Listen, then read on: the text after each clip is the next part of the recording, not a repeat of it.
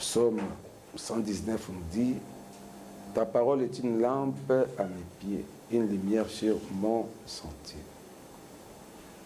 Josué 1:8 nous dit que ce livre de la loi ne s'éloigne point de ta bouche, médite-les jour et nuit pour agir fidèlement selon ce qui est écrit. C'est alors que tu réussiras.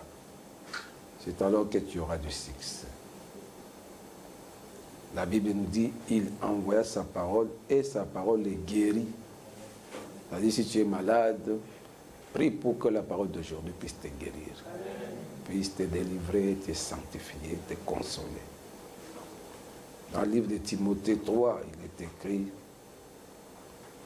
la parole de Dieu est inspirée de Dieu et est utile pour corriger, enseigner, convaincre, instruire dans la justice, afin que l'homme de Dieu soit propre et accompli. Demande les bénédictions de la parole de Dieu. Prions au nom de Jésus-Christ. Avant toyemba tokoyoka lita tolinde kwasengaki azana likaba koloba. Ce qui oppose à un témoignage, quand il s'agit avant, pour te voir un témoignage, à tout le monde qui a un coup de tête, dans le au nom de Jésus à Koué. Alléluia. Un témoignage. On a posé un témoignage et qu'on glorifier Jésus-Christ. Dans Apocalypse 12, Babine Abisso,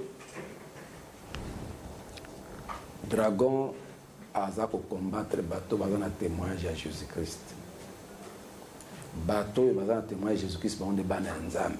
Si tu n'as pas de témoignage de Jésus-Christ, tu n'es pas enfant de Dieu. Dans un pasteur, il faut avoir le témoignage de Jésus. Il faut connaître Jésus. Ta voisin, il y a un témoignage. Il y a un témoignage. Il y a un témoignage. Il y a un témoignage au Zimbabwe. Alléluia. Bampiaga nazaki. Na loti na Zimbabwe so ndoto wana na loti yangu eratakate. Tongo kakambongo amene. Mbongo mbeto kabola rate. Aussi si amen okena mbongo na yoke. Bo biso to liaka amen wa. Elina bampiaka na yali aka amen. Luvum. Lu. Na ta inkombo na ye. La moussous dans l'église, oui, nous allons suivre des témoignages. Témoignages de comme ma personne a thème, na biso yamate ya lelo.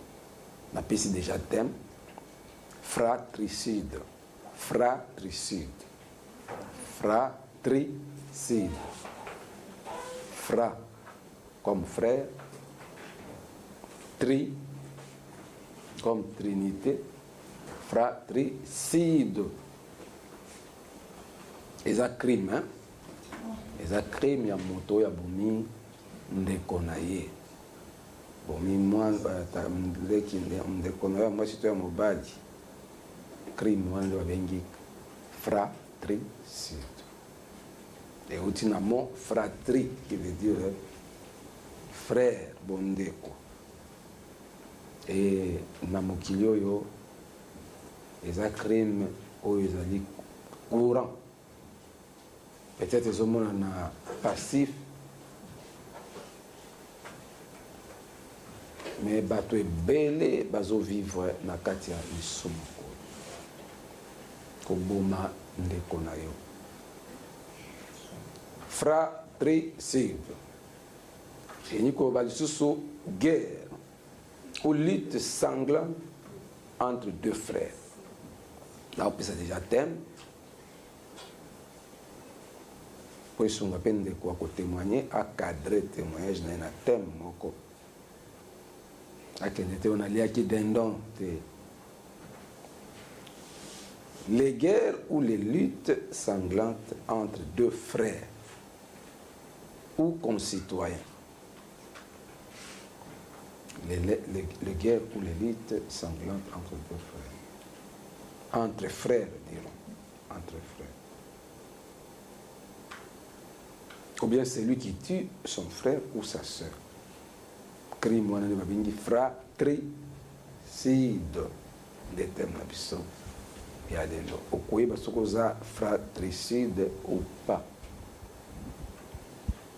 Oui, tobengi ndeko na biso papa Lolo, papa Wendy, bo cadre ye azwa témoignage. Yango boza na mission. Bana baza ba âme, on nzamba possible. Les enfants baza ba âme. Âme na oya liboso za mwana. Ya nzamba lobi oboti mwana liboso bonzela ye nzambe. Oboti mwana mema ye na temple. Jésus-Christ est Seigneur. Oui, bien-aimé dans le Seigneur. Nos parents boyoka likambo koloba mwana. Bo se situer. So mission nzambe bokokisi ou pas. Nakumisaka nzambe papa notre ami, notre frère atika biso, papa Toto, aloba na nga likambo ka bi frère. Mazane sengo mingi na yo. Pourquoi? Oye kosangisa libota. Ezali pagaille. Bana oyo na mama kobenda na ndako. Eta nzamba atili biso na libota wana. Lui-même, papa m'a dit, mes frères, nous avons sengo. Dieu t'a envoyé dans ma famille au sangisi libota. Mon émission dans ma perception. Biso ba parents, biso ba salianza. Oui, bien-aimé, na kosi sa malobate, tokoyoka, poussé par le Saint-Esprit, notre bien-aimé, notre frère, Otoyebi, Olivier, a témoigné. Yo dos à la gêner, tant qu'Olivier a témoigné, vous en a démon. T'as la voisin. Vous avez des démons. Yo dos à la irrité, vous en a kanda, vous en a démon. Bibi nous à la loi et au témoignage. Papa Faïda Teyaka et Sengel to Taton. Pour nous la que Dieu existe et Dieu agit. Vous recevez une puissance, le Saint-Esprit survenant sur vous et vous serez mes témoins. Tu t'irrites. Tant mon inga zo bimisa bosoto na ye, ozo cholaye bongo yo. Maloba ezo juger yo, ezo condamner. Parce que makamona zo loba kat na myo mota na courage maloba. Azo loba devant sa famille. Père, mère, péké na réseaux sociaux. Donc aza ko s'exposer bato ba inaye, ba banga ye, ba bengana ye, ba boya ye. À quoi servirait-il un homme de gagner tout le monde? Tu parviens à perdre son âme. Nde rachat, nde pardon na ye, il s'est dépouillé. Il s'est dépouillé lui-même. Alors la dignité, honneur, na ye nyos, ami comme ici, pamba, c'est ce que Christ a fait. C'est ce que moi j'ai fait. C'est ce qu'il est en train de faire. Batu musubo mona bana malamu mwana malamu bakosi yo. So inda mafungolo mitema ya bana malamu betla maboko. Oko kim. Botika ye morazo senga. Oh papa Faïda muta ye mo. Pandisi nga papa Faïda tala. Ye moko. To fanane combien d'années depuis qu'il avait 5 ans. De lui a commis na ba 26, n'est pas 97 bana on ba kola ko ye ba te ba mbola ba kosa rabis. Comme na 85 atoyeba. Malembe na kende kenaye. Malembe na encadre kaye na sola depuis 5 ans. S'il est après, la patience paye. Nga na zane sem. So yo na kanda se ko wa munguna nanga. Petit. Tobola bibo. Loba. Et Dieu te bénira. Amen. Et bato ebele hein, ba bengi ngai, ba komisi nzambe pour na témoignage ba yoka. Va se retrouver. Et ils sont prêts même à témoigner. Parce que lui a commencé. Ta voisin, le yoka. Ta la voisin, le yoka. Yo mwana malam, yo musantu na Israël. Pendant na bosantu na yo, Jésus-Christ est venu chercher sauver ce qui était perdu. La Bible nous dit dans Psaume 32, « Heureux celui à qui la transgression est remise, à qui le péché est pardonné. Heureux l'homme à qui l'Éternel n'impute pas d'iniquité et dans l'esprit duquel il n'y a point de fraude. Tant que je me suis tu, mes os se consumaient, je gémissais toute la journée. Car nuit et jour, ta main s'appesantissait sur moi. Ma vigueur n'était plus que sécheresse, comme celle de l'été. Je t'ai fait connaître mon péché. Je n'ai pas caché mon iniquité. J'ai dit, j'avouerai mes transgressions à l'Éternel. Alléluia. Et tu as effacé la peine de mon péché. Qu'ainsi tout homme pieux te prie. Je t'ai fait connaître mon péché. Je n'ai pas caché mon iniquité. J'ai dit, j'avouerai mes transgressions à l'Éternel. Et tu as effacé la peine de mon péché.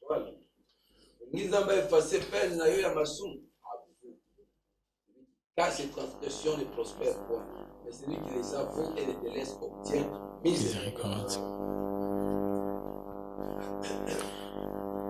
Je viens aujourd'hui devant vous, peuple de Dieu, pour témoigner la grandeur de Dieu, pour parler de la bonté et de l'amour que Dieu a pour nous. Mais je viens ici non pour glorifier le diable, non pour me glorifier. Je ne prends pas plaisir à dire toutes ces choses. Mais comme la Bible le dit, c'est poussé par le Saint-Esprit que les hommes ont parlé de la part de Dieu. Aujourd'hui, Dieu m'a revêti de cette force pour en témoigner sur tous ceux dont je connais. Les choses de ce monde de ténèbres qui se sont cachées, qui sont privées pour tous ceux qui sont des ignorants, qu'aujourd'hui ceux-là puissent se retrouver et voir la grandeur de Dieu afin de sortir de ce monde des ignorants. Que le peuple de Dieu soit édifié par la parole de Dieu. Amen. Nous avons comme pour thème la famille, où papa parlait de la fratricide, la guerre entre frères. Dans nos familles, nous sommes tous nés, les parents sont là et ils ont des enfants, auxquels entre nous, nous nous appelons frères et sœurs. Nous avons parfois la joie de se présenter, de dire que c'est mon frère. Quand tu présentes à quelqu'un, c'est ma sœur. Et même parfois dans la famille, on est là, on sourit, on rigole. On peut blaguer, on peut jouer. Mais le cœur de l'homme n'est que entre les mains du Seigneur. L'homme seul ne connaît pas le cœur de son voisin. Ce qui se cache dedans est tellement mortel comme le venin d'aspic. Car il y a beaucoup de choses qui se font en cachette que dans nos familles, nous ne savons pas. Je parlerai de moi. Je suis là pour témoigner la grandeur de Dieu et pour avouer mes transgressions devant le peuple de Dieu. Dire tout ce mal dont j'ai fait à ma famille et à mes proches. Nous voyons comment dans la parole de Dieu dans Genèse 4, la Bible nous montre l'histoire de Abel et Caïn, où Abel a été tué par Caïn par jalousie. Et la jalousie est l'arme plus efficace que le diable utilise. Voilà pourquoi la Bible nous dit que l'amour n'a point de jalousie. Seul l'amour qui peut délivrer une personne de la jalousie. C'est de même que moi. Dans ma famille, j'ai tué et j'ai bloqué. Peut-être vous allez vous poser des questions à savoir comment j'ai tué. J'ai des frères dans la maison avec qui je vis. Et à chaque fois que j'étais avec eux, auprès d'eux, j'essayais de retrouver le réconfort. Parce que ce sont des frères et je les appelle des frères. Devant le monde, on est des frères. Mais comme moi, ma vie n'a pas marché, parce que moi-même j'ai détruit ma propre vie. Comme moi, ma vie n'a pas marché, alors cela me rendait si furieux de voir comment les autres progressaient. Et cela me pousser à aller dans les lieux occultes, dans les sectes, pour trouver du réconfort, pour trouver de la richesse. Parce que quand je parviens à demander à mon frère, donne-moi quelque chose, j'en ai besoin pour faire ceci, il va te dire j'en ai pas. Tu vas demander à l'autre, il va te dire j'en ai pas. Mais pourtant ils travaillent et au final ils peuvent même t'envoyer pour leurs propres besoins, va me faire ceci, va me faire cela. Et tu te poses ces questions, lui qui me dit qu'il n'a rien, mais pourquoi lui à son tour pour lui-même, il envoie. Et toutes ces choses se remplissaient dans mon cœur jusqu'à ce que le jour où mon cœur a explosé et la jalousie, la haine m'a emparé.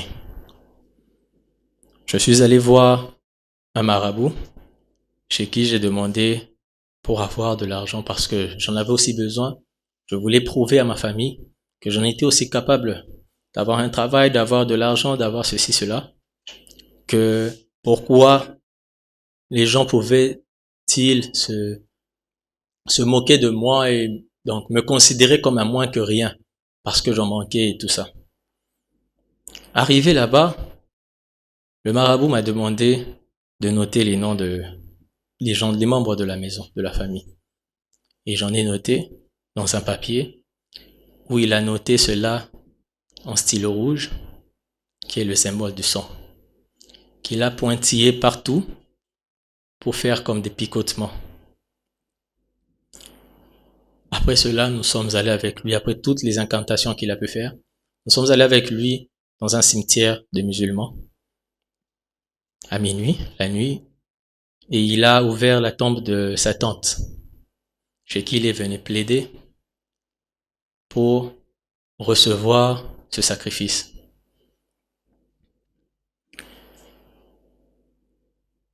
Dans une famille, vous avez des frères, les parents souvent n'en tiennent pas compte de toutes ces choses. Tu vois, tes enfants sont là rigolant, ton enfant sort, mais quand il sort, tu ne sais pas où il va et qu'est-ce qu'il va faire. Tes enfants sont là entre eux, se chamaillent parfois, rigolent parfois, mais tu ne sais pas au fond d'eux qu'est-ce qui se passe. Comme cette expression que le monde utilise pour dire « Babo takabana meminte mate ». Alors, une chose et une révélation à donner, c'est que quand tu vas chez le diable pour faire alliance, tu viens seul. Mais lui en retour ne t'aide pas à toi seul, mais il va récupérer toute ta famille. Il récupère ta famille qu'il bloque sur les plans auxquels tu demandes. Tu demandes la finance, il va bloquer sur le plan de finance. Tu demandes ceci, il va bloquer par là. Mais pour arriver au moment où les phénomènes mutu alekisi la famille nae mutu akufi, là maintenant ça devient volontaire. Parce que en premier lieu, quand tu vas chez le diable, tu vas seul, tu demandes seul, mais tu sacrifies, tu livres toute ta famille. Parce que même la Bible le dit, crois au Seigneur Jésus et tu seras sauvé, toi et ta famille. Et le diable procède de la même façon. Tu viens seul chez lui, le chercher de l'aide, lui demander de l'aide, mais lui en retour ne t'aide pas, mais il récupère toute ta famille et le met tous en prison. Il les bloque financièrement.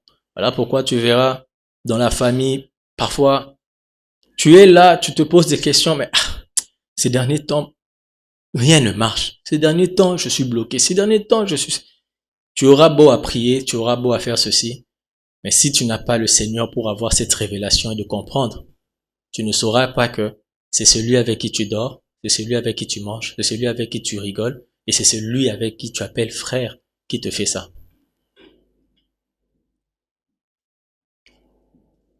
Quand tu parviens maintenant à avoir ce qu'il te donne, arrivera un moment où il va maintenant te demander physiquement. Parce que là, c'est spirituellement que tu as tué.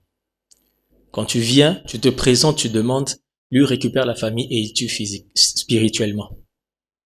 Automatiquement, la famille ne meurt pas. À moins ceux qui viennent avec déjà ambition pour demander, tue pour moi telle personne parce que j'ai besoin. Mais premièrement, il va récupérer la famille et il va tuer spirituellement. La vie de prière ne va plus trop marcher. Ta vie actuelle ne va plus trop marcher. Tu ne comprendras pas, mais il y a des petits doutes, des petits suspens autour de toi que tu essaies de te poser des questions et savoir pourquoi. Qu'est-ce qui m'arrive? Pendant ce temps, c'est celui qui est à côté qui fait toutes ces choses. Et quand il arrive au moment où tu en es prêt de demander, et alors, là, il te dit, qui veux-tu sacrifier? Qui veux-tu donner? Et déjà, quand il parvient à te poser cette question, peu importe, même si tu dis, je ne veux pas donner quelqu'un de ma famille, le diable est rusé. Il va essayer de te montrer une manière auquel tu ne comprendras pas comment cela se passe, mais il sacrifie quelqu'un dans la famille. Tu entendras quelqu'un qui tombe malade et tout, qui se plaint, et après un moment, il s'en va. Ou soit subitement, quelqu'un qui meurt. Parce que le diable est rusé. Là déjà, il est arrivé au moment où il veut maintenant du sang physiquement. Toutes ces choses dont je vous en témoigne aujourd'hui, je ne m'en glorifie pas. Au contraire, c'est même pour moi une grande honte devant les yeux des hommes de dire toutes ces choses. Parce qu'aussi longtemps que j'ai vécu avec ma famille, les gens ne savaient pas qui j'étais. Mais aujourd'hui, j'en témoigne pour dire qui je suis. Mais je suis heureux de le dire parce que je sais que Jésus est là pour me secourir et pour me sauver. Je suis heureux de le dire, d'en témoigner, parce que le diable s'est élevé pour empêcher, le dragon s'est élevé pour empêcher tous ceux qui ont le témoignage de Jésus de parler.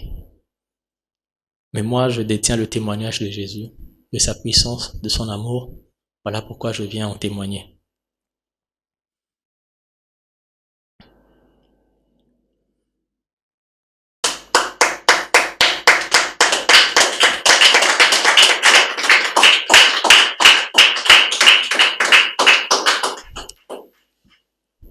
Alors, je demanderai au peuple de Dieu, les parents, vous êtes là, vous, dans l'assemblée, il y a de ceux qui me suivent sur Internet, partout dans le monde.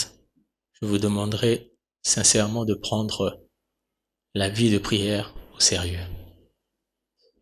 Nous voyons comment dans la Bible, toute chose qui se fait et qui se passe dans le monde a été déjà prédit dans la parole de Dieu.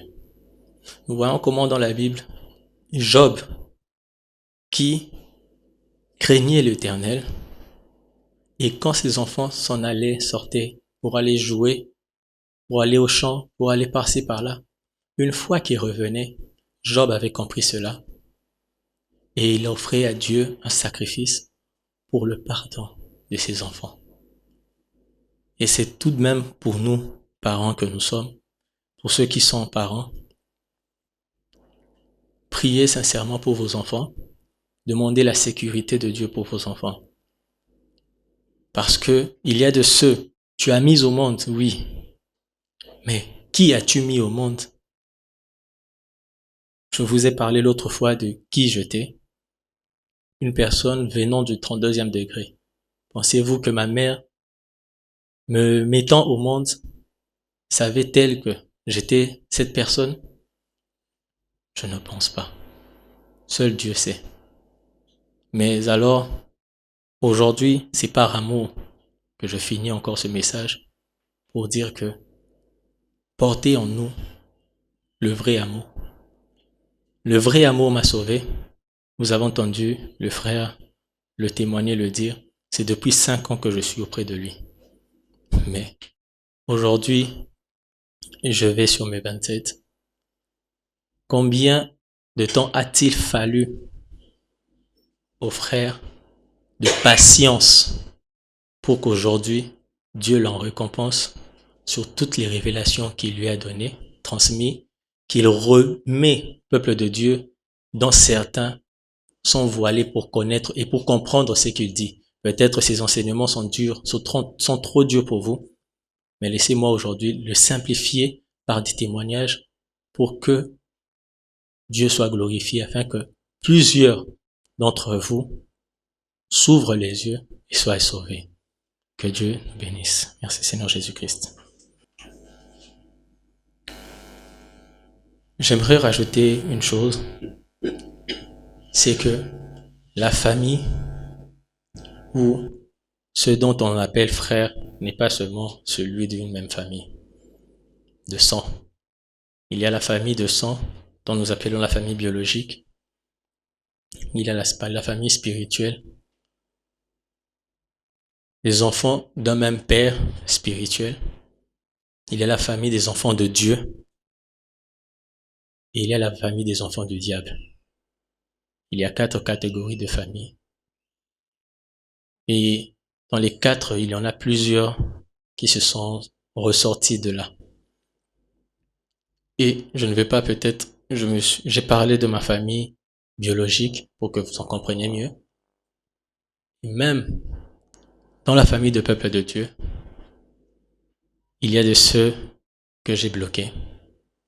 Il y a de ceux que j'ai tués spirituellement, dans leur domaine, dans tout ce qu'ils font, dans tout ce qu'ils agissent. Il y a de ceux que j'ai retenus pour ne pas progresser.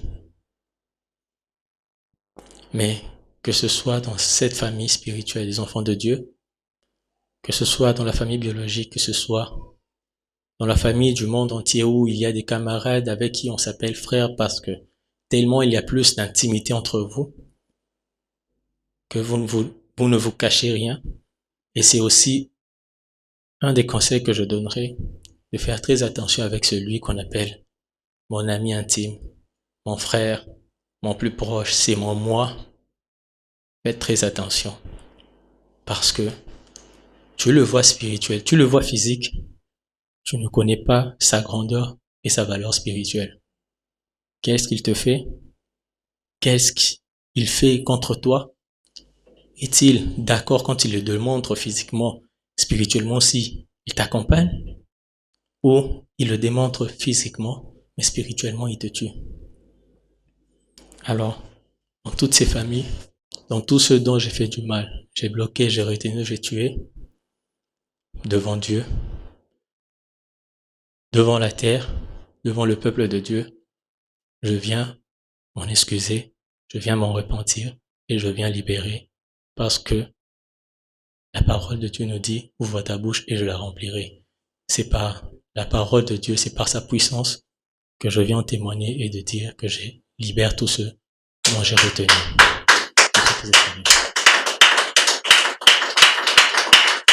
Oui, Seigneur Jésus-Christ. Ceux qui se confient en toi sont comme la montagne des Sion, des champs sans point. Tu es connu en nous, ton nom est grand en nous, ta tente en nous, ta demeure en nous. C'est là que tu as brisé les flèches, l'épée, les boucliers, les armes de guerre. Dieu, tu es plus majestueux, tu es plus puissant que les montagnes de ravisseurs. Car ils ont été dépliés, ces héros pleins de courage, ils n'ont pas su se défendre, tous ces voyants hommes à ta menace de Jacob. Se sont endormis, cavaliers et chevaux, lorsque tu t'es levé pour faire justice, pour sauver tout le malheureux de la terre. L'homme te célèbre même dans sa fureur quand tu te réveilles de tout ton courroux. Tu as dit tout ce que nous lierons sur la terre sera lié au ciel, tout ce que nous délierons sur la terre sera délié au ciel. Je viens proclamer le salut, la puissance, le règne de notre Dieu, l'autorité de son Christ, car il a été précipité, l'accusateur de nos frères. C'est lui qui nous accusait nuit et jour devant notre Dieu. Nous avons la victoire à cause du sang de l'agneau. Je proclame au nom de Jésus-Christ. Je libère toutes les bénédictions spirituelles, physiques, matérielles, finances, morales qu'Olivier avait bloquées ou vendues dans le monde des ténèbres. Au nom de notre Seigneur Jésus-Christ, que toutes ces âmes soient sauvées. Au nom de Jésus-Christ, que ta gloire descende maintenant, Seigneur, pour libérer ton peuple, pour sanctifier toute la grande famille MJS, pour sanctifier ta famille. J'ai béni Olivier et j'ai béni ta maison, ta famille, la MJS. Au nom de Jésus-Christ, nous avons ainsi prié, nous disons Amen. Gloire à Jésus. Bana mabale komi problématique obota problème nyonso na vie na comme problème yo kaka ko denda oza na mituka bongo bonga un spectre, un fantôme de Banawan. Caïn. Des gens qui ont reçu une mission infernale pour saper la cohésion, l'unité de la famille. La gloire du Seigneur se manifeste dans la famille. Qu'elle soit famille biologique, qu'elle soit la famille spirituelle. Voilà pourquoi Jésus a dit, vous recevez une puissance, le Saint-Esprit surviendra sur vous et vous serez mes témoins. D'abord à Jérusalem. Et Sikoza. Oui, bien-aimé dans le Seigneur. Et donc, comme on est notre ikokanga lelo na matin na biso ezali to lukato ba remède pour guérir nos familles. Avant de comme un remède, to ba une expression moko bien connue. Il y a hébreu, otoyebi, shalom. La paix. Jésus est appelé le prince de paix. Le Dieu d'Israël, Jéhovah Shalom. Shalom. La paix. Heureux ceux qui procurent la paix. Ils seront appelés fils de Dieu. Donc, famille Nzambe, et la famille à bateau portaka paix. Famille Nzambe, et famille à bateau balata paix. Famille Nzambe, et famille à artisan de la paix. Ils bateau troublé. Là où tu es, tu apportes la paix. Tu sèmes la paix. Tu véhicules la paix. Et moi, Nzambe. Kenanda ko bateau ma paix. La bête le témoignage à papa Toto. La femme d'Isanga me le disait souvent. Paix si oh merci, paix na commission. Depuis que tu es venu dans ma famille, tu as apporté la paix. Tu as réuni ma famille. Nazana Kimia. Et il soutenait ses enfants par la prière.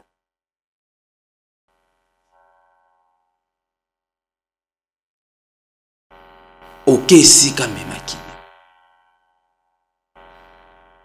Bien-aimé dans le Seigneur. Shalom. Jésus le prince de paix. Le roi de paix. Jéhovah Shalom.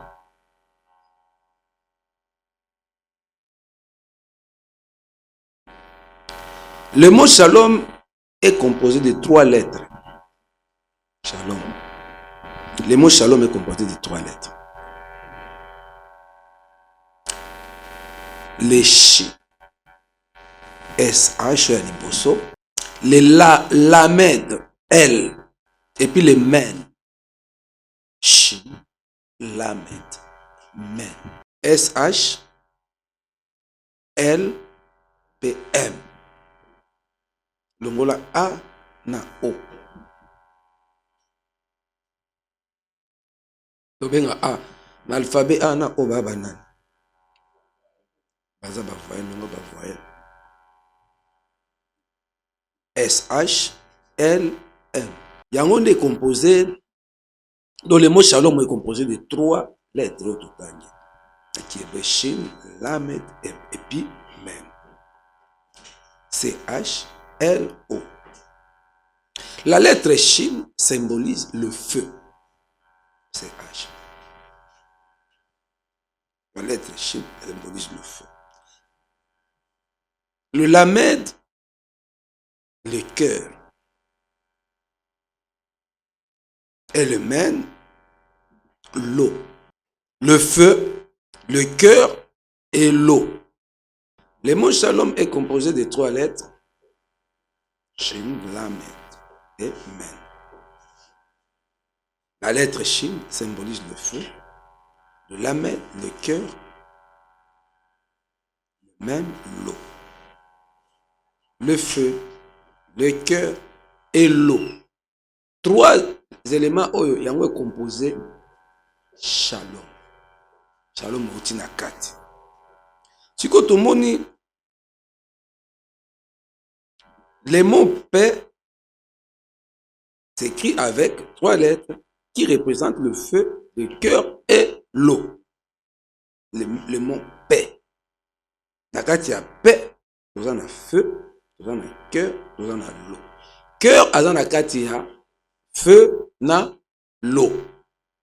Bolanda mala. Pourquoi cœur azan nakati ya feu na l'eau? Parce que l'eau et le feu baba opposant. Maïna moto baba opposant. L'eau étant le feu et le feu assèche l'eau. Maïna moto bayoka nakati. Protagoniste. Bayoka nakati. So moto peli, so pela ima. Moto soka leki makati akausima. Tenzungu na moto mai kosi.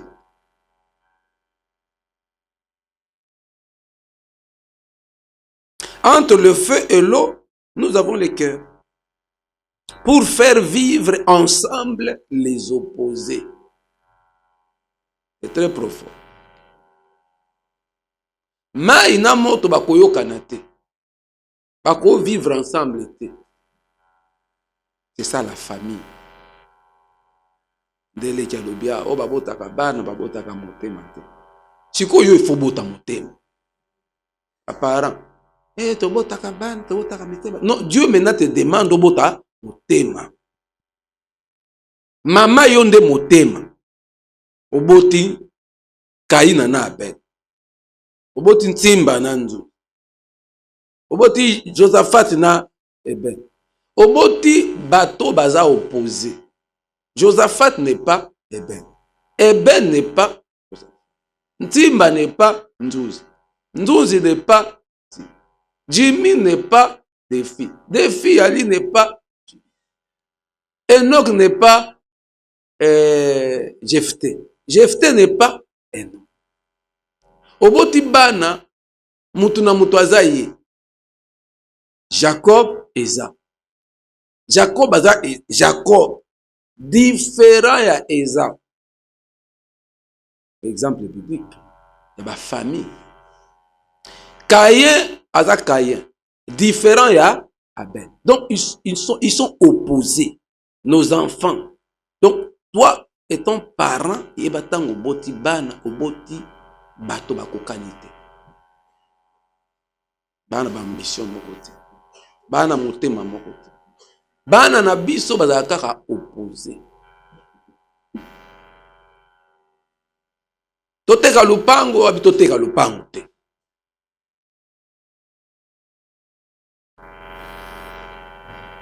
T'as la voisine.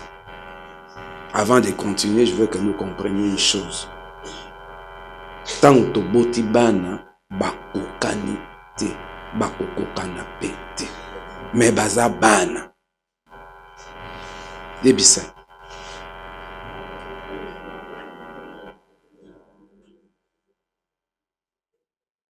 Parce que yo li comparaison trop. Joël yo komona no wa moninga na yo te. Yo zaka lokola no wa te me ya za no wa ngana za Joël. Ya linga olia spaghetti, ngana linga olia fufu. Olambi fufu muto fufu asepeli, muto spaghetti abaye. Yo poza lokwa moninga no to moni moninga ta moni fufu ale me ye za ye. Cette comparaison que nos parents apportent. Ya koninga mwana oya za lokola oyo. Nde folite. Nde échec ya mission. Yango créaka pe jalousie. Joseph et ses frères. Jacob alingi bana baza lokwa Joseph. Mais non. Eza mama ya non Rebecca. Alingi Jacob na ya na Esau ba kokana. Ton frère est mauvais. Et sa maman, c'est très attention. Et fais attention. Très attention. C'est très dangereux. Il y a Kulinga, Kulakisa. na kati ya bana ke oyo aleki ba oyo. Tu as raison. Na ba valeur oyo aleki ba oyo. Mais obosani ke ozo créer siko rivalité o déjà ya famille ezalaka bao bayina oyo.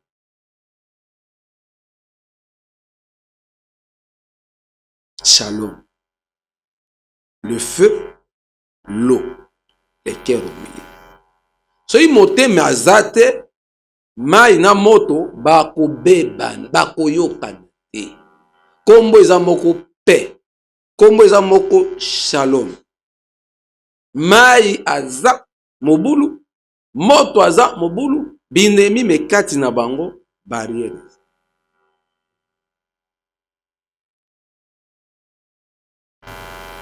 Moto moko aza na poids sangisabo. Ils sont ensemble. Ils forment une famille. Cette famille s'appelle Shalom. Cette famille s'appelle la paix. Mais ba élément ya famille oyo bakokani te. Pour faire vivre ensemble les opposés. Motemaï. Caïn et Abel, boyo kana lu solo ya exemple. Dans la Genèse chapitre 4. Otanga ondanda. Balobi Caïn azaki cultivateur mokati bilanga. Or mokati bilanga azana posa ya nini ya terre. Depuis ce bozo landanga on a même papa Michael mais azo baé c'est que un cultivateur mokati bilanga azana posa ya nini mabele étendu espace poisa bilanga nae bolanda que c'est biblique. Maintenant babi Abel azaki éleveur. Oui bien éleveur. Bobokoli il a besoin de quoi? Ya mabele. Sikoyo, o azana posa mabele, o azana posa mabele. Mais bazana vision mon côté. Baza opposé. Pour cultivateur ya kolona milona, banyamba bakoya kolia milona. Vous comprenez? Caïn et Abel. Ils ont tous besoin de la terre. Sikoyo terre oyo ye po alona. Terre oyo po aboko la Bible donc bangombe bantaba il faut espace bali anini matiti matiti on ba olia ngo na biloko ya nani ya kaya bomoni est-ce que conflit ou c'est ça la famille tobotami mama moko tata moko toza na mabele héritage na biso moko ngana lona na ngai ba carotte na ngai bambala na ngai ebite ngana bokola na ngai bangombe bata est-ce que yo se rendre compte que tant yo zo lo o bokola ngombe meme ntaba bakoya kolia biloko na ngai na bilanga pondu na ngai matembele na ngai tu te rends compte? Tu ne te rends pas compte. Pourquoi?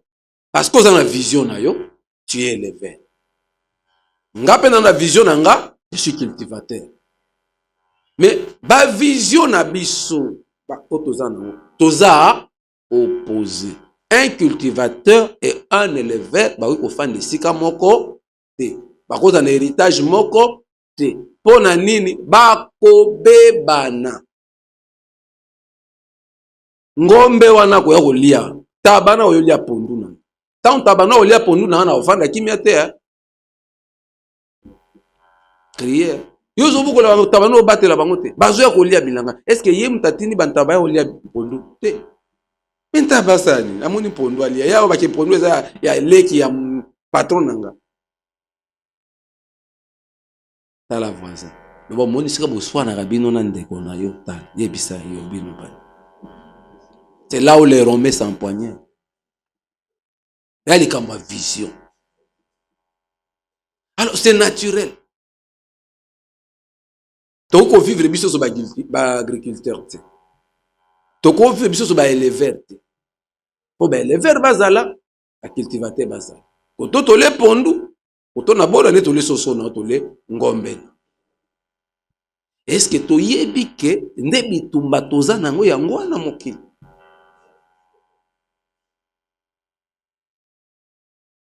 Ba Rwandais ba élevé.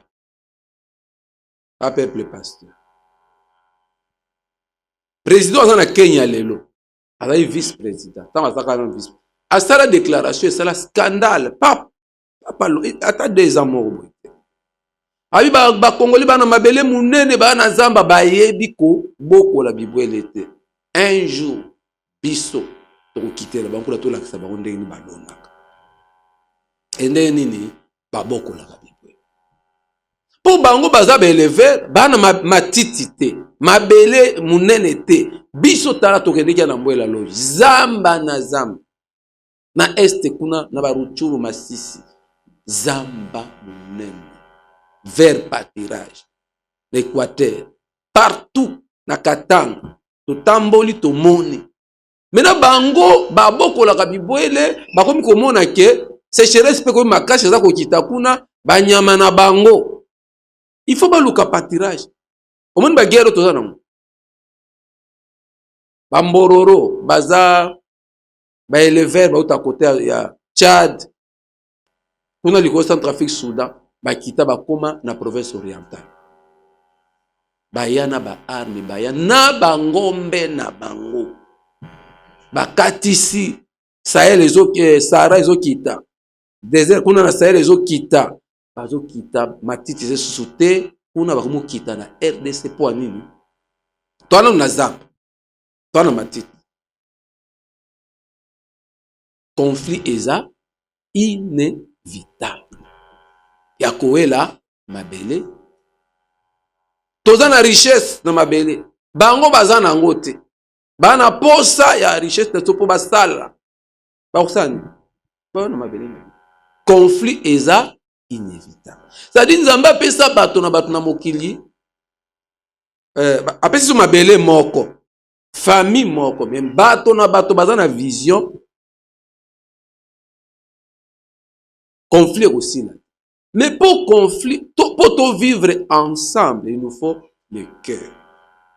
Mai, moto, il faut motema. Caïn, berger, agriculteur, Abel, berger, conflit est inévitable. Genèse chapitre 4,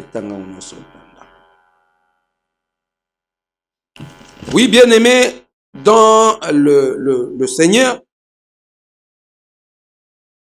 toyeba likambo oyo motema yango na proverbe Bible bina biso mon fils donne-moi ton cœur.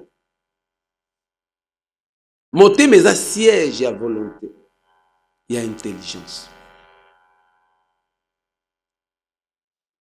Motema ya ba sentiment ba émotion. Motema eza siège ya Saint-Esprit.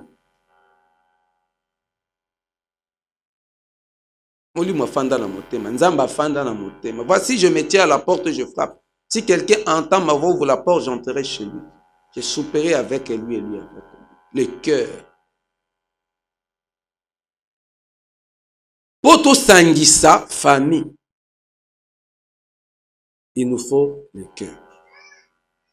Galates chapitre 5. Tout au verset 16, tout au 23. Donc, au monde, marchez selon l'esprit et vous n'accomplirez pas le désir de la chair. Marchez selon l'esprit. Mutwazan esprit, mutwazan âme, mutwazan corps. La chair. Esprit na chair babundaka. Ngam na lobi angote, Galates chapitre 5, verset 16, 17, kita. Bazo bunda, Galates 5, 16 à 23. Ba désir et esprit est différent de désir et chair. Jésus l'a dit dans Mokana Matthieu. Veillez et priez pour ne pas tomber dans la. L'esprit est bien disposé, la chair est faible. Bitumba esprit na chair. Bako fan ensemble était. Pour esprit na chair ba yokana, il faut le cœur. Voilà. Troisième dimension, l'intermédiaire, le cœur. Motema nde aye pour esprit na nzoto bayoka. Motema yende volonté, motema yende intelligence, conscience. Pour a motema malamu. ba sentiment ya malamu, émotion ya malamu, volonté ya kosala malamu, to mabe utaka na motema. Jésus-Christ est Seigneur. Yesu aza mokonzi. Alléluia. Tozolanda likambo ya shalom.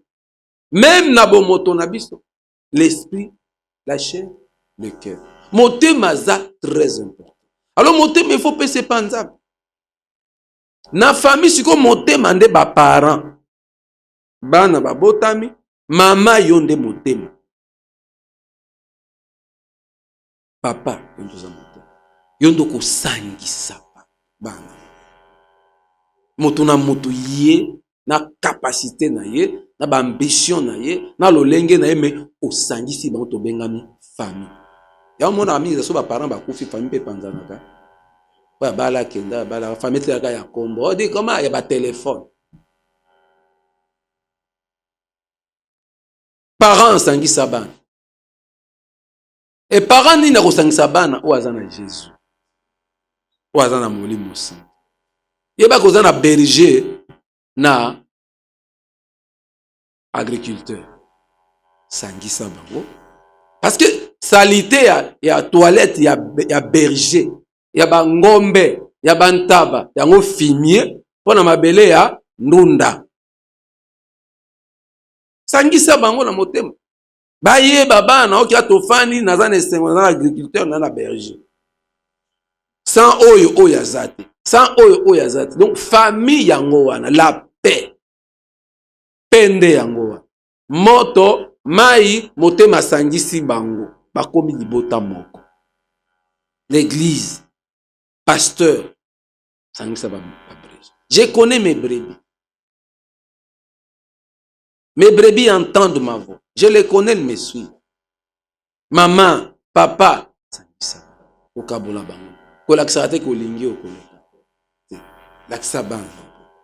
Fandi saka bango. Mema bango dans le Seigneur. Oh Seigneur Jésus-Christ, tu seras sauvé toi et ta famille. Lorsque tu amèneras ta famille dans le Seigneur, ils vont comprendre que je suis agriculteur, je suis berger. Nous devons vivre ensemble pour héritage nabiso et prospérer. Ce qui paie exacte, famille koukwé. Il y a un exemple qui est dans verset 7. Genèse 4, 7.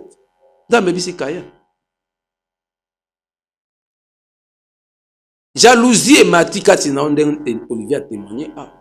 Yé moko Olivier baby sa ville. Ba fout la baninga classe et aller à Kambo. Nyos baninga ba sisi classe bandi ko sala akomu ko senga bambo. So ba lobi na e bazana ngote yo pe Fabrice kabaka pete. Fabrice kabaka mninga senyo moi 100 fois pesa. Tamba senga yo nazana ngote. Ale Fabrice so melanga dendo na kwa. Maintenant ni na senga ki apesa nga mbongo abeza na ngote ye wana pesa nga mona sombele dendo na kwa. Omoni loko zo créer katiamu. On n'encourage pas. Mais aza moto. Anyaboma akausa mai. Yango to linga na famille. Mama kolisa ba nona bolingo. Lakisa ba ok c'est ton grand frère, petit frère. Teya bango baye. Kati na nkolo ke yaya oza yaya pona baleki. Leki boza baleki pona yaya. Uni notre famille deviendra très fort. Bino botanga sa baleki na bino batanga. Yo zi musala songa baleki na mpo bazo. Potang mutu na mutazo esika azali, muta otia moninga miso ozala te. To bunda famille na biso équilibre eza. Wana de rôle ya ba parents. Yo soki oya lobi opesi. Oya lobi opesa kate. Ozo créer jalousie. Kaye fâché. Nzamba yebise keba dominer lisumu jalousie méchanceté comme ya katina dominer yango longa yango.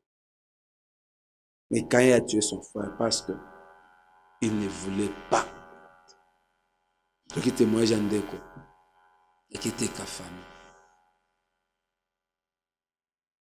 on a nini approuver bango pe ke yepe à cause de mbongo. Non, bazo mbongo pas magicien, t'es pas marabout. Tanga sala zala na nzambe. Pourquoi tout en nzambe? Nzambe de bouclier na biso. Nzambe de bonheur et prospérité na biso. Oya ko longo la jalousie kat na biso va nous donner l'amour. Famille fait kola na paix. Shalom des familles. Paix des familles. Ya bana na nzambe en église.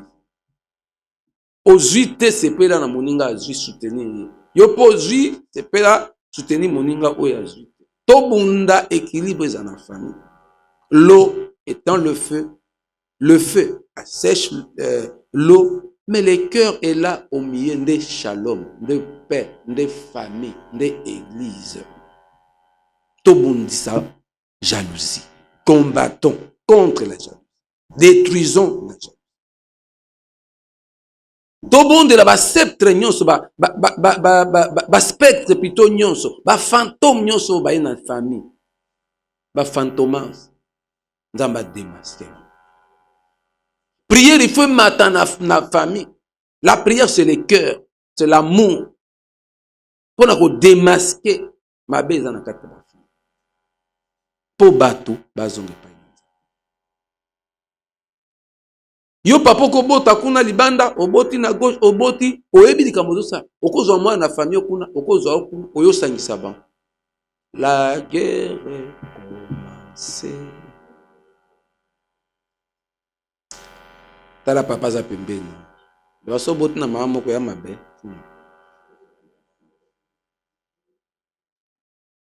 Oke bota kuna ozi mwana kuna oyena. Oke bota o nanu ya ndako babote mama moko nanu ba problème pona kusangisa. Bango nanu mama moko tata moko bana na problème ya koyoka.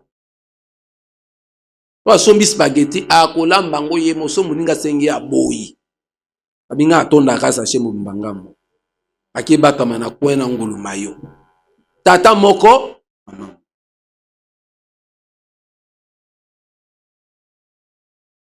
Okoki na kosangisa tata mama moko te okende kozwa sikoyo mususu o azana mama na bango. Ozo lukani. Lukani.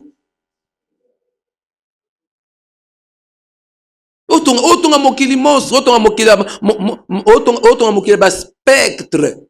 Mokili ba fantôme. Okomona fantomas en personne okobimela ona ndako. Okomi ko to sambela nzamba osa nzamba tinda ki osa bitoto.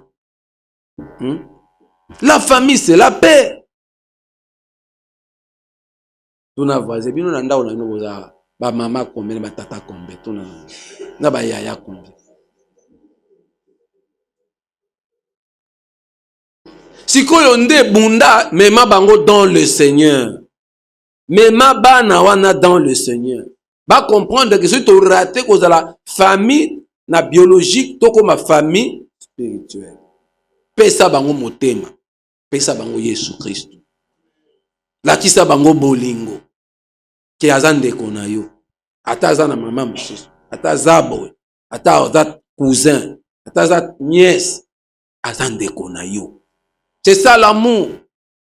Olivier Lobia, famille Zaratek, tata moko, maman moko, même les amis que nous avons. C'est la famille, l'Aksaba na bolingo. L'église, to l'Aksa bolingo, to l'Aksa motema. Voilà, bien aimé dans le Seigneur, na sukida. Et donc, to kangi, na matin na biso, eza shalom. Shalom, o eza composé na moto, mai, pe motema. Motema sangisi moto na mai. Moto eza malamu. Neto mona kanzungu. Oche mai na so moto eza mai to fufu obelande. Spaghetti obelande. Viande obelande. Moto na mai basangani nde vi na biso. Nde vi. Moto mo ya chauffer mai évaporation salemi mbule noki nde vi toza. Moto na mai baza vi. Bando ba pesa vi. Mais ba koyoka na kate so motema azakati na bango donc paix shalom tozali kobeta nde ezotinda mokili vivre famille vive église vive jalousie za musika na biso moto koyokela jalousie mai pona bien aimé sikoyo Comme conclusion, pour tozongisa kimia na ba famille. Tobongisa ba famille, dans la remède. Le plus grand antidote à la violence, c'est le dialogue, la conversation. Le plus grand antidote. Remède, kiss. Pour encore longue violence, incompréhension, jalousie à ma famille, et ça dialogue. Ça, les solos. Quand il y a un solo, il y a tombi, il y a tombi. Mbamoko na mutema, ezo zaka na mutema, nzambe na komo lobela ye. Tala kanda na yota. Il n'a pas parlé à son frère. Il n'a pas adressé la parole à son frère. Aindi na mutema. Mais il fallait yebisa ndeko na ye. Ndeko na ye expliquer ye. Yupo sirikela ndeko wana Olivier. Sirikela ka Fabrice. O solo na. Solo na ndeko na yo. Yebisa Tony, yebisa André, yebisa papa Faïda, yebisa papa, yebisa mama. Bino pe bo solo laka na ba fami. To solo laka, to lobaka ba crainte na biso. Talanga na sali bilanga na ngai awa. Sale fort bantaba na yo bakati sa. Opese pe solution. Luko clôturer bango bani. Po ba oya kolia so ba le a. Nduna na ko beba. La kisa pe moninga ba crainte na yo. La kisa ye. Lobela ye. Fabis na komi na kanda mikolo po na senga ki mbongo oboyi siko tininga na sombela odendo. Eza malamu te. Bonbongo sombi dendo. Yepel ya nola ndeko na o bien. Et petit ça eka moi 500 francs. Son apesho te bonga na olia fufunde. So maka dendo atoka bolo. Mais Fabi pep dendo na olia ngo ye moko ba ukabola te.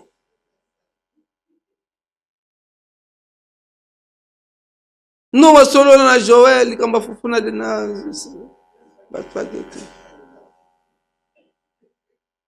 Ria le solo là na petit win na wenti et puis ça petit là les muke. Kopo anto kende kitala ga. Vai moi 50 bon. Zoa moi ngaza na mama encore bébé mikolo azo mela mili ki fort. Leki na ngatala mbongo 50 yango. To sande. Bon vieux problème mais até 4 ans à moi 10 dans son ngoni mai courant bon ça va. Ça tike là et moi 10 mais yo lolo kamati pa fo kangi o bambia ngona poche. Ba petit ba ki bonde ki cop. Dialogue écoute ezate. Obeti ba on liso de skato kende ki ba kati biso obeti te. Bon, on va se voir demain. Hein. Mais demain ndenge nini to fa. Tobela biso tokende ki boye eleka ki boye enveloppe yango 50 toza soki 10 ngaza yana bino bolobini yoka pe bande eloko tozanga yango wana de jalousie zo ba soupçon ye baninga ba moni enveloppe yo la kibisolo tokutani lobe ko mi bon to ke mai ndombe kopo moko mais oya lobi dans to sisi dossier wana te to ke su kopa mai ndombe ndengeni mai na moto batomboki awo ya boma muninga motema kaka ndako ya kokata likambo zala clair mama na bana na yo papa mobali simbongo lakisa mwasi Timbongo lakisa mwasi papa jaka bwaka yi mwasi lakisa mbongo ya mabete so lakisi ete akoma kaina na mona ndo zana mama afia so mama afia tali memo pianga la na bila yake asa timbeli ke peut-être que na ana la na bisi kina tirwa na fungola ya mbongo tenga na fungola tirwa te yo moko pesa na bite kinde benda na tirwa tala yo zwa na pesa auto te yo ka fona buma moto il faut yeba ke lokwa katekena na mbongo amona yango soki eza 1 million soki eza 10 francs soki eza 1000 francs amona yango ye moko eza na tiroir kende ye pa asali mwa humilité mo waya lokuta pese bitabi te ngate yo nde pesa ngabi kende kotala zwa non c'est mbisa auto shit non la question que oui tu penses que j'ai l'argent effectivement mais kende tala mbongo o so na pesi yo effectivement so na ke na pesi na poko so ko ebisanga na mbongo pesa ça mbongo po ayebi ke na pesa ki mbongo donc azoyeba te eza combien sikoyo lokwa na pesa ki c'est sûr que mosusu eza aosengo ata 3 fois ata 2 fois 5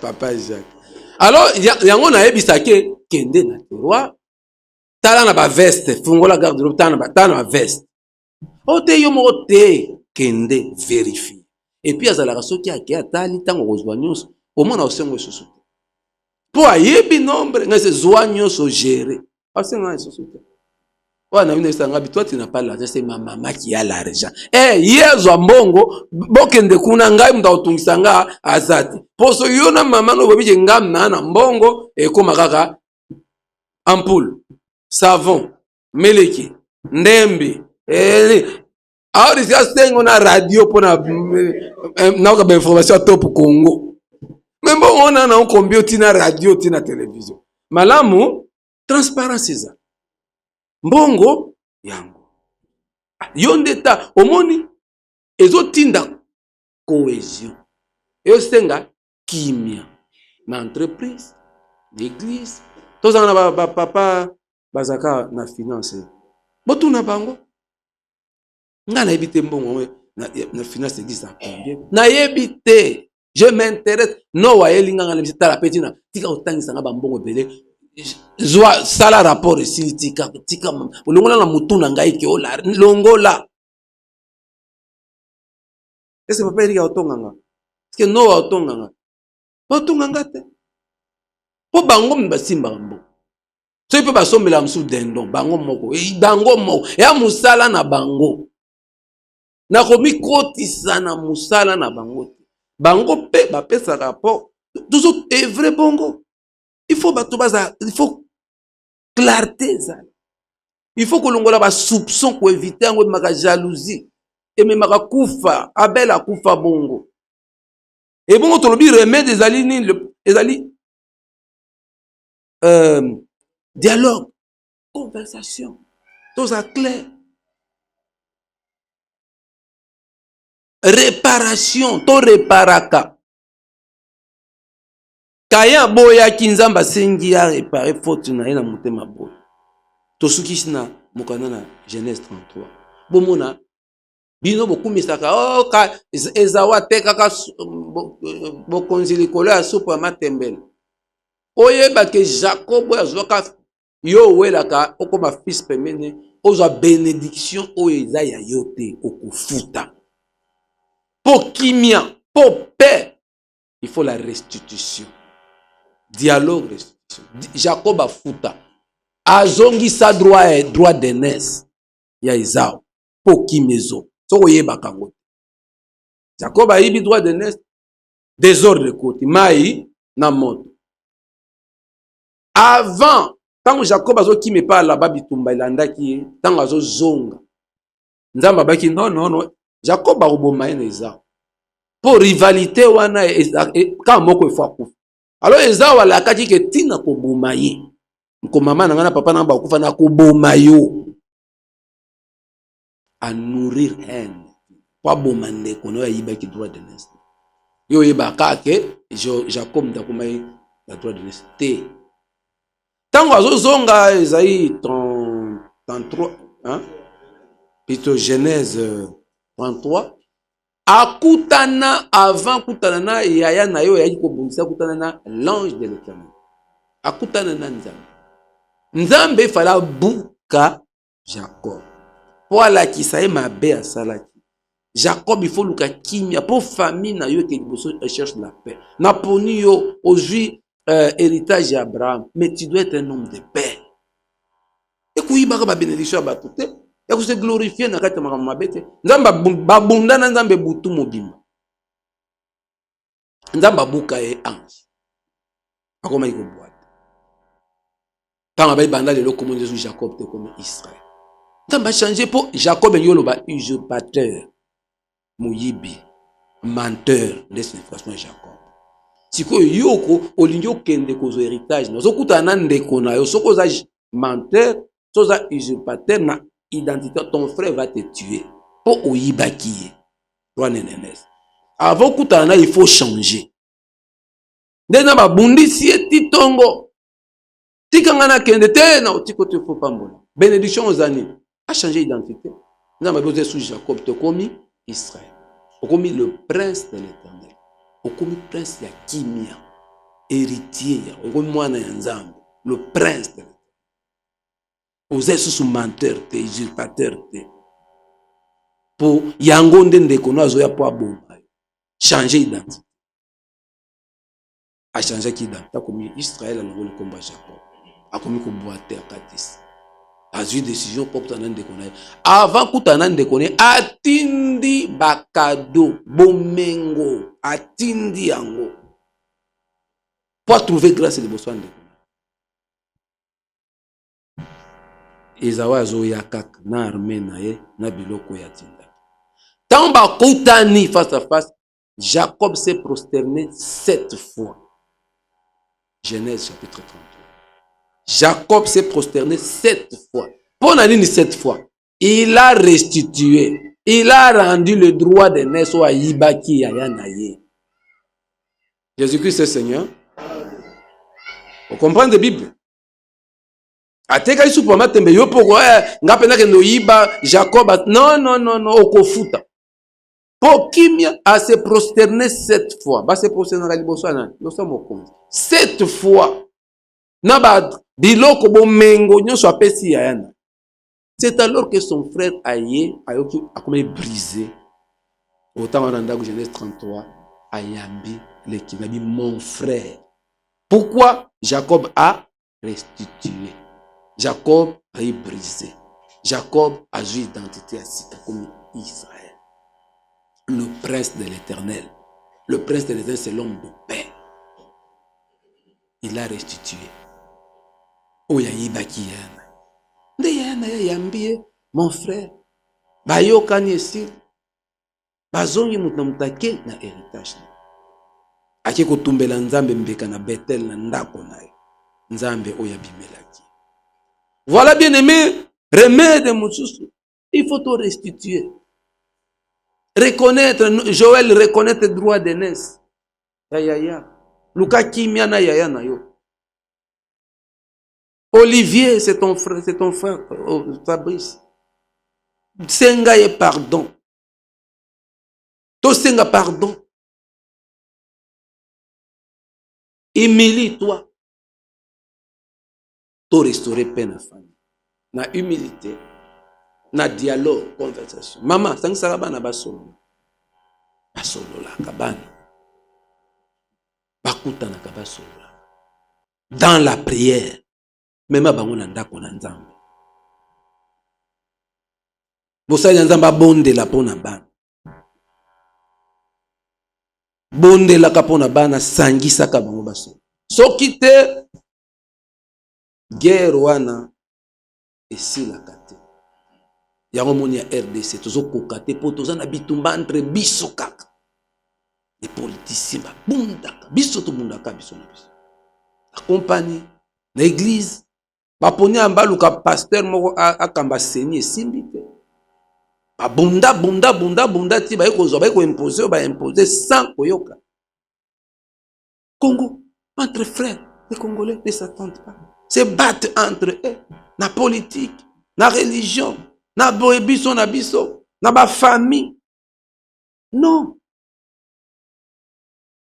Ba Européens ba comprendre likambo na basala Union européenne. Yoka Belgique abunda isusu na France. Yoka France abunda. Yango nde to ke na suka. Aba bani na Russie, Ukraine kuna ekosukela bango to yetene ne kosukela bango.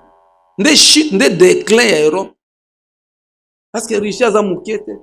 Botu moli bo soutenir bitumba na za déclin ya Europe. Europe ko kwe ya Occident.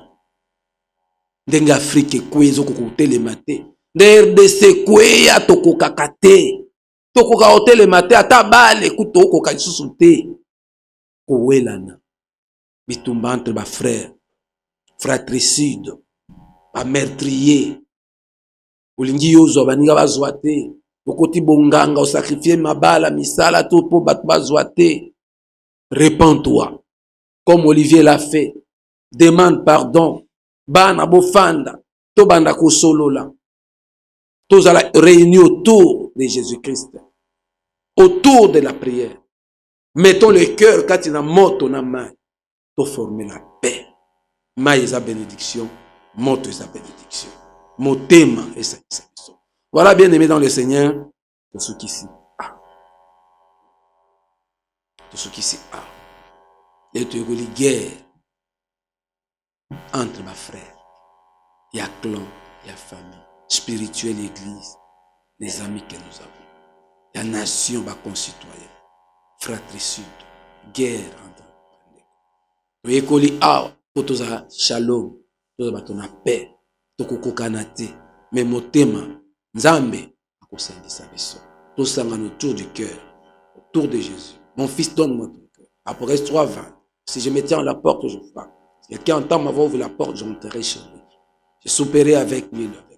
Moi, toko tsaïsou. Kataba couple na biso. Papa zala clair.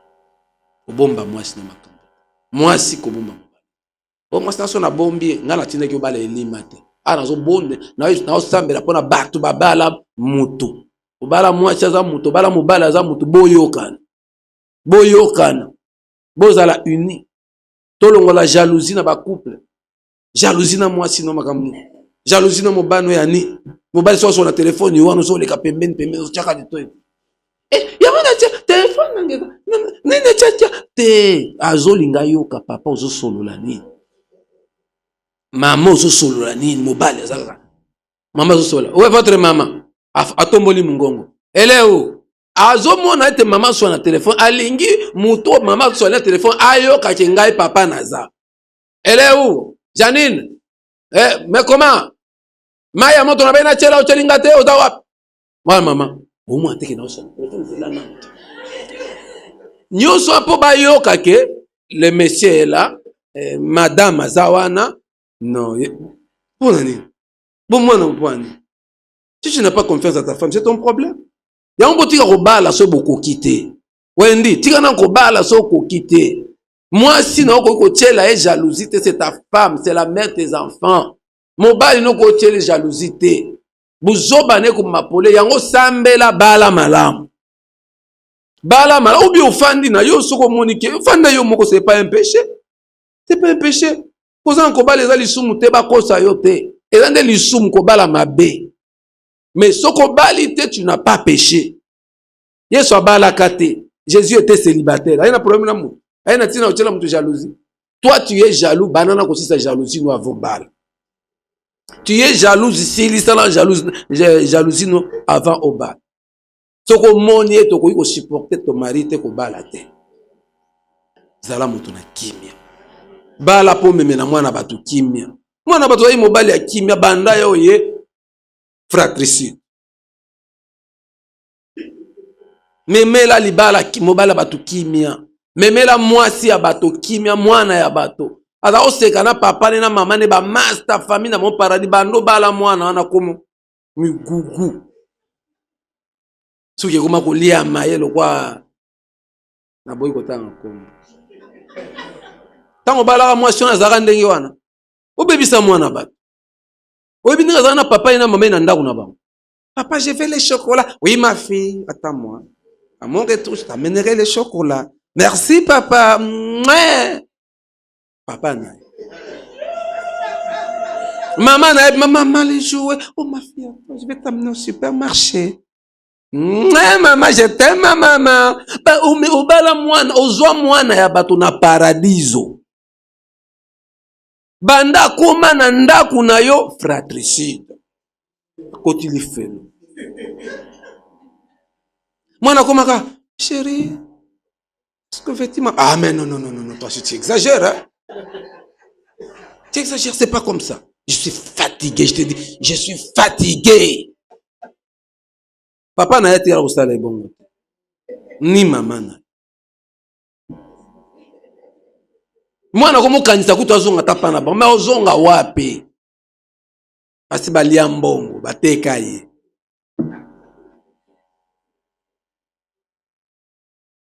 Bino pe baser. Mwana bato mobali. Auta na ndaku na bango bébé. bebe muke nanya beti out banda ya nanda kuna kuma kota koli akota kota koli armée M23 ekosa ekomaka ko babenga oni monisco ya monisco eshua babengi soki communauté batu nyonso ya négociation katumire masire ba négociation esila ba wade baya na mboko boyoka na kaka te mais bongo la mutema bino ba congolais ka ba prière butu mo ba église etonda lokuta boko zana mpaka ya batu kuna uti Rome mpaka ya batu ya Argentine boye na ye kaka po boyokana mawat ye moko tafanya chaise roulante na pasi pona ba problème na bino bokoki koyokana te tata bato za Congolais oza masumu bokende ti San City pona mboka place ya koyokana ezaka te ndako osa réunion na RDC na Congo ezaka te boketi San City na Afrique du Sud tabombeki bato alobi asalaki mpona Lumumba mawa ya mboka Lumumba ekoma ndenge lelo ekoma il a dit azaki idole na ezali Lumumba tabombeki yango asala boyokana esimba te wada yawa wade ba américain ba ya oni même secrétaire général ya oni akufa na ndola pona mboko Dag les Suédois o bozwi swing bino olinga ozo bakoko trop nani ayate po congolais azonga frère aza nation nini esalema te conférence nationale boyoka bino boyokanaka te HCRP te soki epeta pe boyokana te lelo bokoki kozala bato ya est esimbi bolongwe bokende Bujumbura est-ce que boza incapable ya koyokana bino na bino boso yango tobika mba koyokana kosolola bosala ba dialogue boni esimbaka te derrière vos intérêts le cœur le Congolais n'a pas le cœur et likambo osambela te vous priez trop mais le cœur na famille na bino bosambela trop ba veiller ba rete bozanga nde motema po bosangisa mai na moto bosangisa ba Swahili na bangala ba Congo na baluba tokoma nation tozangi motema yali kama kubenga batu tete papa yawa asangisi boyoka na mone na stade bosangane mutu monda zaki espérons que boyoka conférence papale soki pesa dialogue papale espérons que boyoka ni cette fois-ci bozui motema mawa tala voisin do batuluka motema biso bato mboko. Nous sommes tous à frères. Bon mengo tous en amour. Donc comme un paradis sur la terre. Donc les biscuits. Kamata motema mwangai nkolo batelanga na bolingo boyo salelanga bolamu boyo kamata motema mwangai nkolo batelanga na bolingo boyo salelanga bolamu boyo. Oh Yesu, Yesu, Yesu, Yesu, salelanga bolamu boyo. Oh Yesu, Yesu, kamata motema nanga mobimba nanga na pesi na yo. Oh salelanga bolamu bwayo. Ngai napesa motema na ngai na moto te, ponza balobi napesa yango. Napesa motema na ngai na moto te, ponza balobi napesa yango. Mokili oyo mosundoli ngai, namoni bapasi elekeli ngai. Naza na moto takobikisa, kobimisa ngana libulu oyo epai na yo.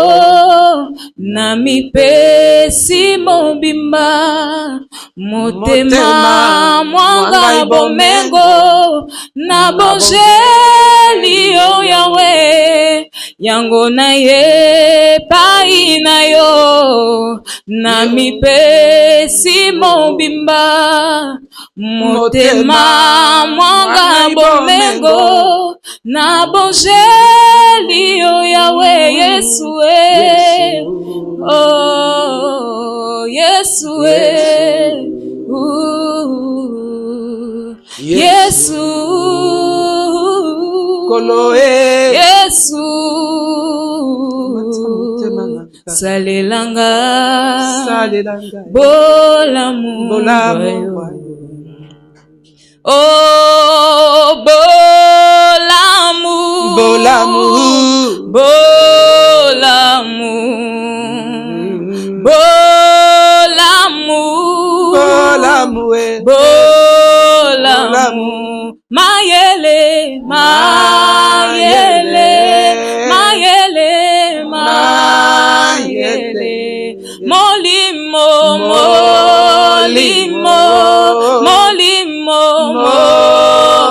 oh mayele mayele mayele ya Yesu e.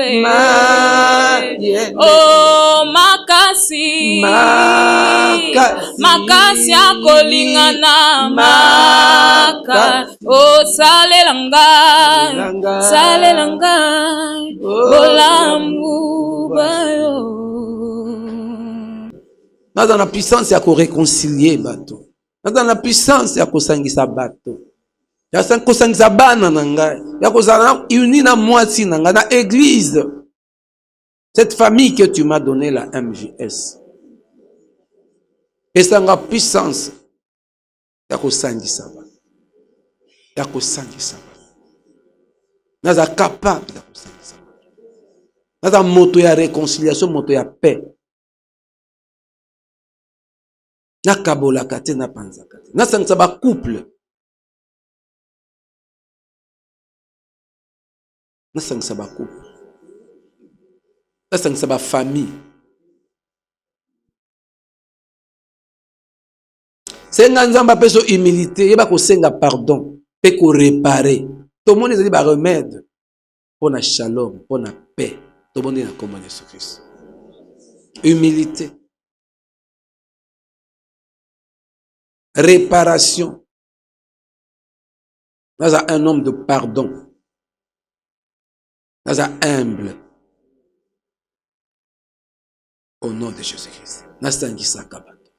Na mikitisa liboso ya mwasi nanga liboso ya bande konanga bana nanga. Na mikitisa liboso ya bazalani nanga. Naza prêt à kosenga bango pardon. Longola arrogance, longola orgueil. Longola molimo ya Kaina. Longola molimo ya Jacob. Oh yes. Senga nzamba changer identité na yo comme Israël, comme prince de l'Éternel, comme prince de paix. To bonne la comme Jésus-Christ. Et ça l'identité à Israël, le prince de l'Éternel. Le prince de l'Éternel. Naza usurpateur te. Naza moyibite moboto libilo kwa batote.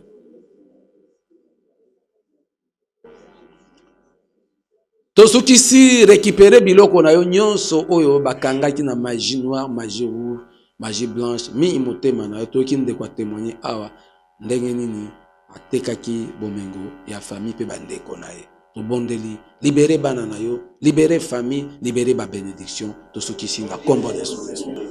Au nom de Jésus, le Christ, le Messie, la capture du puissant lui est enlevée. Le butin du tyran lui est échappé. Combat contre mes ennemis, sauve mes fils. Ma pamboli à famille. Ma pamboli à église.